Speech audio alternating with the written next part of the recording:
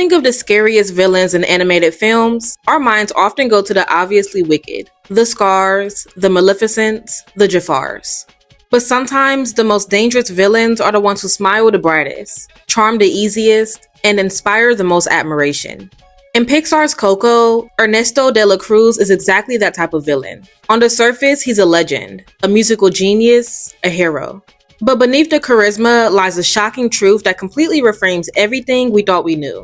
What makes Ernesto so fascinating isn't just the reveal of his crime.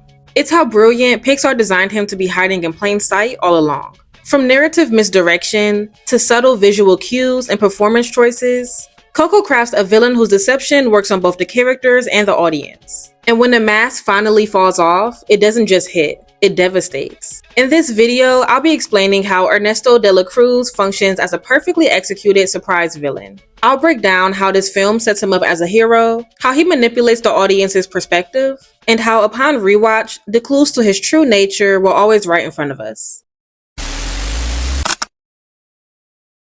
From the very beginning of the film, Ernesto de la Cruz has an elevated social status. He's not just a musician, he's the musician. His face is plastered across posters, statues, and murals. He's on what seems like everyone's altar. His music is cherished by generations. His catchphrase, "seize the moment," becomes a kind of lifestyle for Miguel. Ernesto's legacy is everywhere, and more importantly, is universally positive. And Pixar knows exactly what they're doing with this setup. By placing Ernesto on a pedestal, both literally and figuratively, the film conditions us to see him as the ultimate goal, the final reward at the end of Miguel's journey. He's presented not just as a possible ancestor, but also as a solution to Miguel's problem, a symbol that music can and should be pursued no matter what. But while Ernesto is being bathed in glory, the film shifts our focus to another quote-unquote villain, or for better words, obstacle: Miguel's family. His grandmother in particular is portrayed as a strict enforcer of the household's no music policy.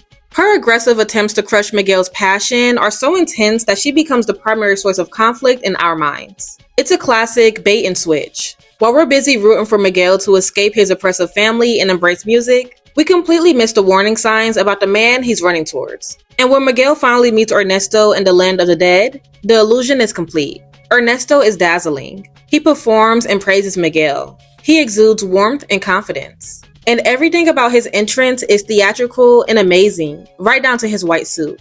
A costume color that often signals purity and heroism. In that moment, Ernesto feels like the embodiment of everything Miguel ever wanted. But this is also where the cracks begin to show. Cracks that are so easy overlooked on the first watch. Ernesto doesn't truly listen to Miguel. He accepts his admiration, but doesn't return the emotional investment. He's more enamored by being adored than forging a genuine connection. There's a hollowness in his kindness, masked by charisma. Then comes the twist. In a gut-wrenching reveal, we learn that Ernesto stole his songs and legacy from Hector, Miguel's true ancestor, and murdered him to keep the truth buried. This revelation recontextualizes everything. The hero Miguel idolizes is actually a thief and a murderer. What once felt like a story about chasing your dreams suddenly becomes a story about the cost of blind ambition and the pain of betrayal.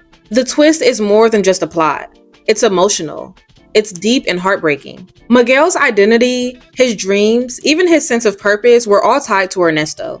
And that betrayal hits hard because the audience took the journey with them. We believed in Ernesto because Miguel did. And that shared investment makes the reveal cut even deeper. But even after the truth comes out, Ernesto doesn't unravel. He doubles down. He tries to silence Miguel and Hector permanently, throwing them into a ditch to keep the secret intact. This is scary, not just because it's attempted murder, but because it shows how far Ernesto is willing to go to protect a lie. He's not just a villain. He's a narcissist, obsessed with his legacy and desperate to maintain the illusion of greatness at all costs. The brilliance of this character, however, goes beyond the plot mechanics. Ernesto's arc is a thematic mirror for the film's core messages. Coco is about legacy, about how we're remembered and who we're remembered by. Ernesto's story becomes a cautionary tale about chasing fame at the expense of truth and love. While Hector is remembered by his daughter for the quiet lullabies and the love he gave, Ernesto is remembered by the masses for a legacy built on theft and deceit. Even the film's music plays into this hidden deception. Take Remember Me for example. It's initially presented as Ernesto's signature song, full of brilliance. But later, we learn it was a lullaby written by Hector for his daughter. Ernesto's vision is flashy and soulless. Hector's is intimate and heartfelt. The contrast alone is a subtle yet powerful clue to the emotional fraud that Ernesto committed. Then there's the visual cues. Ernesto's lavish grave, dressed with gold, guitars, and life-size statues, is less a resting place and more a shrine to ego.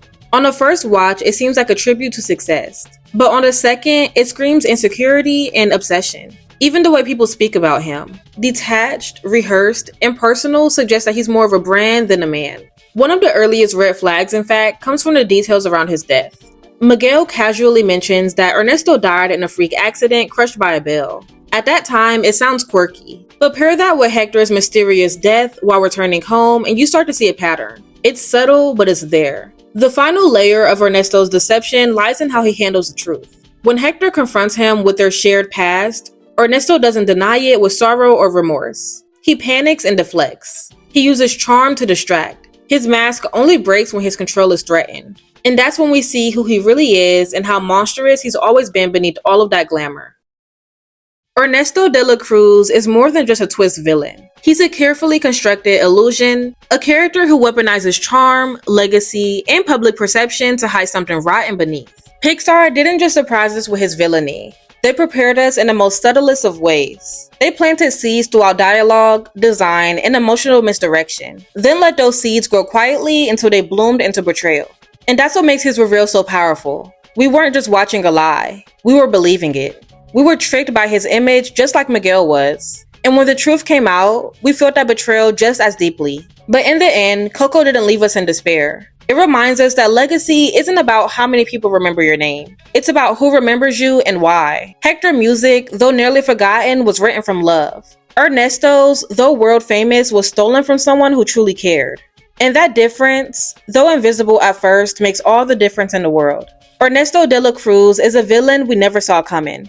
But once the curtain drops, he becomes one of Pixar's most haunting. Because his evil wasn't loud, it was quiet, it was trusted, and it was hiding in plain sight all along.